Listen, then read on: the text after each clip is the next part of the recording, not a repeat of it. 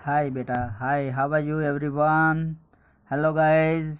चलो, लास्ट में हम लोगों ने जो एग्जांपल देखे थे वो राउल्स के लॉ के, जो फर्स्ट राउल्स का लॉ है वोलेटाइल सॉल्यूशन के लिए, उसके लिए देखे थे। आज उसके बाद next relative lowering vapour pressure, फिर delta T B, delta T F formula है, वो सब याद करके उसके एग्जाम्पल आज हम लोग देखने वाले हैं।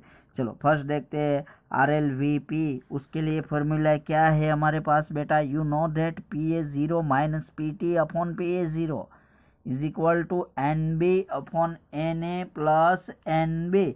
बट अगर N B less than N A है तो हम लोग क्या लिख सकते हैं? यहाँ पे एन बी कैंसिल हो जाएगा, तो उसके हिसाब से P A naught minus P T upon P A naught is equal to N B upon N A. N B यानी मॉल्स है, तो मोल के लिए फॉर्मूला क्या होती है? You know that mole is equal to weight upon molecular mass. Yes और no guys? Yes और नो? तो यहाँ पे N B upon N A is equal to क्या होगा? वेट अपॉन मोलिकुलर मास, मतलब A W B upon M B. तो ये किसके लिए है? सॉल्यूट के लिए। हाँ, दिस इज सॉल्यूट के लिए है।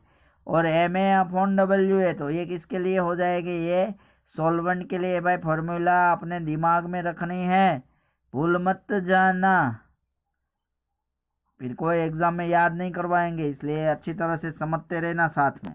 चलो नेक्स्ट देखो, फिर elevation in boiling point. So delta T B proportional to M molality, so delta T B is equal to K B into M.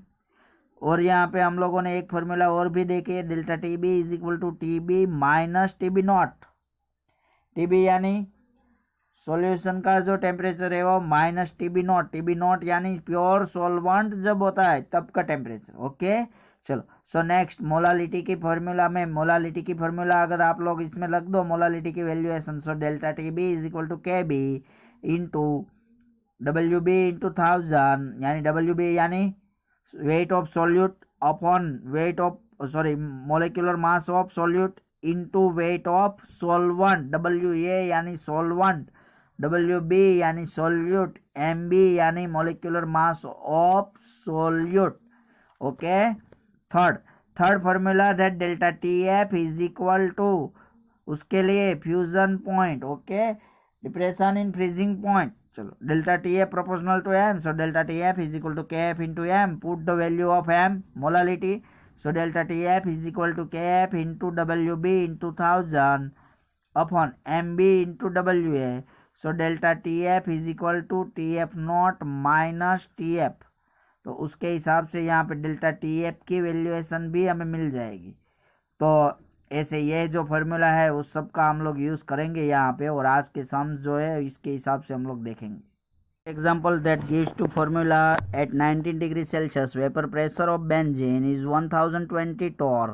Torr that unit of pressure, you know that torr bar atm pascal, this is a unit of pressure. Okay, so benzene vapor pressure is 1020 torr, but 5 gram solute valuation is 5 gram solute and 58.5 gram solvent that benzene. Okay, so then vapor pressure of solution is 990 torr.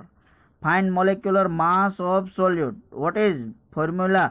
Find molecular mass, find that molecular mass, okay, of solute. Then illustration gives to that, you thinking that formula, what is formula? And find molecular mass of solute. So formula is RLVP formula, PA naught minus PT upon PA naught is equal to WB into MA. What is WB? That solute weight, B यानी solute, A यानी solvent. Okay, so W B into M A upon M B into W A. चलो, तो उसके हिसाब से formula में आप लोग रखेंगे। और find molecular mass of solute, solute का जो मोलिकुलर मास है वो फाइंड करना है बेटा। It's very easy, P A naught minus P T upon P A naught is equal to solute weight into molecular mass of solvent upon molecular mass of solute into weight of solvent. चलो, तो यहाँ पे देखो P A naught की valuation हम लोगों को दी हुई है। वेपर प्रेशर ऑफ बेंजीन यानी P A naught pure solvent, उसका वेपर प्रेशर कितना है? 1020 torr। And PT total pressure कितना दिया हुआ है सॉल्यूशन के लिए, कितना है 990, तो 1020 minus 990 upon 990 is equal to यहाँ पे वेट ऑफ सॉल्यूट तो कितना है 5 into molecular mass of benzene, benzene के लिए कितना होगा 78 अपॉन मोलिकुलर मास, सोल्यूट के वो मोलिकुलर मास है वो फाइंड करना है, into wait of solvent, solvent का वेट यानी बेंजीन के लिए वेट कितना दिया है 58.5, सब रख के वैल्यूएशन रख के काउंट करके आप लोग एमबी की वैल्यूएशन फाइंड करोगे तो एमबी की वैल्यूएशन क्या मिलेगी हम लोगों को, तो एमबी इज इक्वल टू मिल जाएगा 220 ग्राम पर मोल। ओके, कैलकुलेशन आपको भी करनी है, कॉपी नहीं मारनी है और एक अच्छी तरह से बुक लेके और बुक में भी साथ में लिखते रहना बेटा। नेक्स्ट देखो, नेक्स्ट एग्जांपल उसके बाद समझ में आया, एवरीवन अंडरस्टैंड, यस और नो गाइज, हेलो, ओके। चलो पूरा दिमाग कंसंट्रेशन के साथ यहाँ पे रखो, इस वीडियो को अच्छी तरह से और पूरे डिसिप्लिन के साथ देखो, तब जाके फील होगा कि नहीं हमें समझ में आ रहा है, हमें कुछ भी प्रॉब्लम नहीं हो रहा है।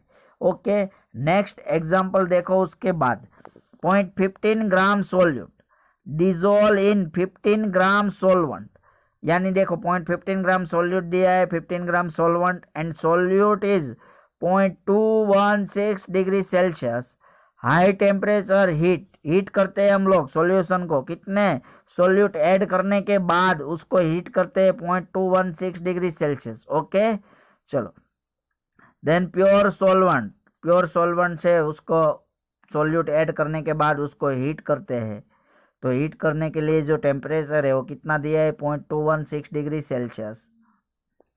So find molecular mass of solute, solute का मोलिकुलर मास क्या है वो हम लोगों को फाइंड करना है। ओके, केबी की वैल्यूएशन दिया हुआ है, KB of solvent is 2.16 degree Celsius. चलो तो क्या क्या दिया हुआ है वो सब लिखो पहले इलस्ट्रेशन में से, तो अच्छी तरह से समझ में आएगा। केबी क्या दिया है, KB is equal to 2.16 degree Celsius, weight of solute कितना है 0.15 ग्राम, फिर 15 ग्राम सोलवेंट दिया है, delta T B is equal to weight of solvent कितना है 15 gram, delta T B is equal to 0.216 degree Celsius, यानी इतने हाई टेम्परेचर के साथ हीट करते हैं।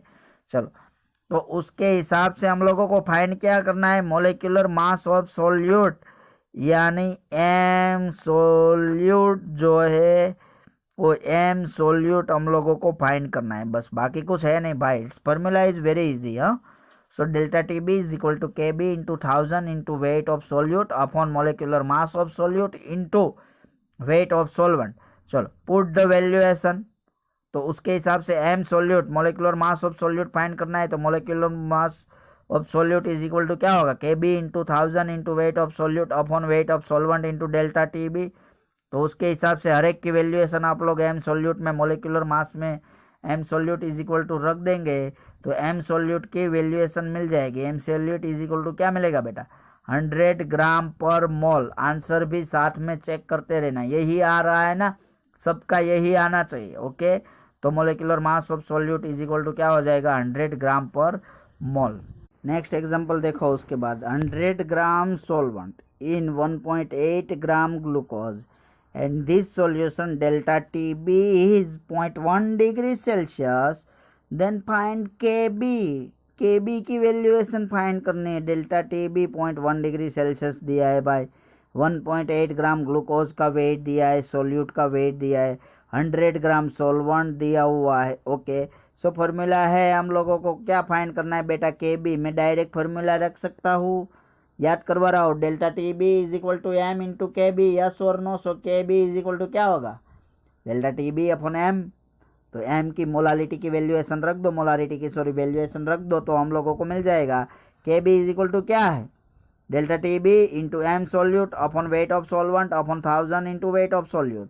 सो KB is equal to delta TB की valuation 0.1 degree Celsius. Okay, so 0.1 M solute यानी मोलिकुलर मास ऑफ सोल्यूट, तो ग्लूकोज है तो कितना होगा 180, लिख सकते हैं यस और नो, लिख सकते हैं कि नहीं बेटा, तो यहाँ पे क्या होगा 180 into weight of solvent, solvent का वेट कितना है भाई दिया हुआ 100 ग्राम, तो into 100 upon 1000 into weight of solute, solute का वेट तो दिया है 1.8, सो के B put the valuation and find that के बी, सो के बी इज इक्वल टू 1.0। तो समझ में आया बेटा, इट्स वेरी वेल इजी। और कोई भी एग्जाम में है ना 1 मार्क्स 2 मार्क्स में, जेई नीट की एग्जाम में तो ये बहुत सारे क्वेश्चन आते हैं इसके, और ये बहुत इजी है। क्यों? एक ही फॉर्मूला यूज करनी है बस, और उसके हिसाब से हो जाएगा इजीली, इजी वे से। तो अच्छी तरह से बेटा होमवर्क मिल रहा है, साथ में नोट बनाते रहना और प्रैक्टिस करने रहना। प्रैक्टिस जितनी करोगे उतने ही सम पावरफुल हो जाएंगे। देखो 3 चैप्टर है, 3 या 4 चैप्टर जिसमें सम आते हैं, ओके, और कुछ हार्ड नहीं होते, एक ही फॉर्मूला यूज करना होता है, फिजिक्स की तरह नहीं होता है हमारे केमिस्ट्री में। तो अच्छी तरह से हो जाएगा। तो आई होप आप लोग करते रहेंगे और करेंगे भी साथ में। नेक्स्ट एग्जांपल देखो, 1.25 gram non electrolyte and 20 gram water, okay, यानी 1.25 ग्राम क्या है? नॉन इलेक्ट्रोलाइट सॉल्यूट है हमारे पास बेटा, 20 ग्राम क्या है? वाटर है जो सॉल्वेंट है।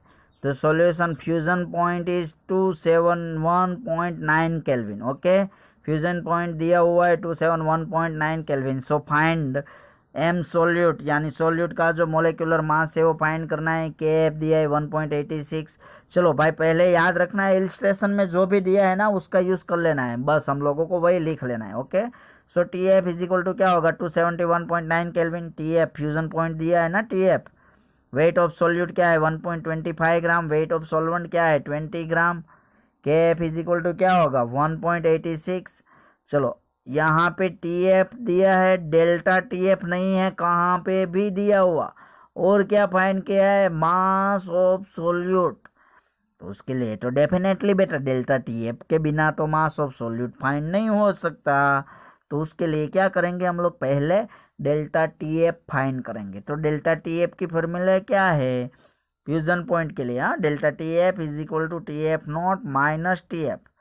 सो water then T F is naught is equal to कितना होगा? 273 केल्विन। यहाँ पे केल्विन में इसलिए केल्विन में लिया है, अगर डिग्री सेल्सियस में होगा तो साथ में हमें भी डिग्री सेल्सियस में ही लेना होता है, okay. So 273 minus T F, T F की वैल्यूएशन क्या है? 271.9। So delta T F is equal to क्या होगा? 1.1 केल्विन। चलो तो डेल्टा टी एफ की वैल्यूएशन मिल गई। अब तो है, अब तो बहुत ईजी है भाई, अब कुछ करना ही नहीं है बेटा। So mass of solute is equal to formula क्या है? Weight of solute into 1000 into cap upon delta T F into weight of solvent. Direct हम लोग रख सकते हैं। So M solute, put the valuation, हर एक की वैल्यूएशन इसमें रखो बेटा। M solute is equal to क्या होगा? Weight of solute 1.25 into 1000। K F हमें दिया है 1.86, तो वो रख लो। अपॉन क्या करेंगे? 1.1 डेल्टा टी एफ की वैल्यूएशन है। वेट ऑफ सॉल्वेंट, सॉल्वेंट का कितना है? 20। कैलकुलेशन करो तो मास ऑफ सोल्यूट मिल जाएगा। जो भी मास ऑफ सोल्यूट मिलेगा तो कितना मिलेगा हम लोगों को? यहाँ पे mass of solute is equal to 105.68 gram per mole, okay. तो ये एग्जांपल है, मतलब इतने इजी है भाई, 3 या 4 मार्क्स में भी बोर्ड के एग्जाम में कभी कभार पूछे हुए हैं, हाँ। इसलिए अच्छी तरह से करना, इसकी प्रैक्टिस भी करना और साथ में नोट्स भी बनानी है और अच्छी तरह से उसमें लिखना भी है, तो साथ में लिखते भी रहना, ओके बेटा। आई होप आप लोग मैं जो कर रहा हूँ वो करेंगे साथ में। साथ में मैं यहाँ से होमवर्क भी दे रहा हूँ, तो होमवर्क भी साथ में करते रहना।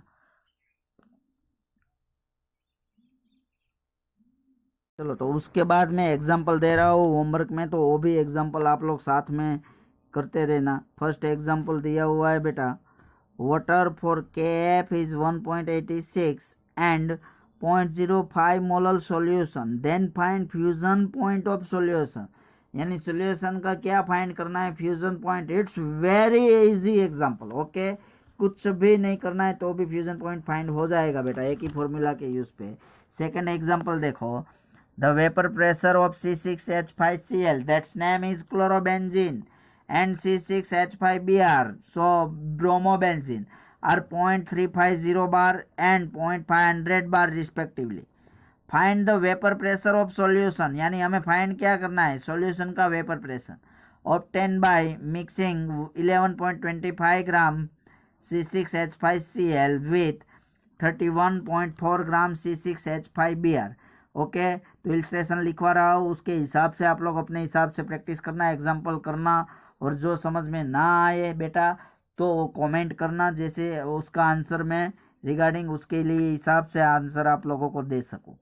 थर्ड एग्जाम्पल देखो, calculate the boiling point of solution which is prepared by dissolving 6 gram of urea in 2 kilogram of water.